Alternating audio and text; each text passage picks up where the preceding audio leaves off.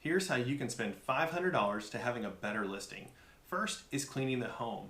You can either hire a professional cleaning service in your local area, or you can go online and find a complete list of all the items that you should be cleaning prior to listing your home.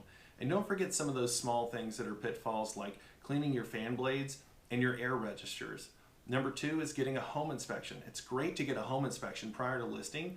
It makes our sellers more confident, gives us the opportunity to address any big situations with the house. If there's any issues, if there's a roof leak, we want to go ahead and get those buttoned up so they're ready for the buyer and you don't get nitpicked on repair requests.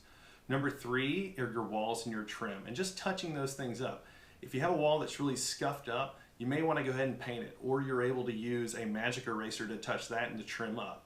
Number four is your front door. It's always your first impression. So when someone walks up to your house, it gives them a clean, new, fresh perspective of your home before they even walk in. And in the comments, you'll see that I left a link on how you can DIY staining your door if you need to stain it, or you can just go to the store and get some touch-up paint as well. Lastly is your curb appeal. And this is the first thing people see when they drive up to the house, and getting fresh pine straw around the house where needed is always a plus. Really spruces up the landscape and gives the new buyer a feel of buying a nice, fresh, well taken care of house.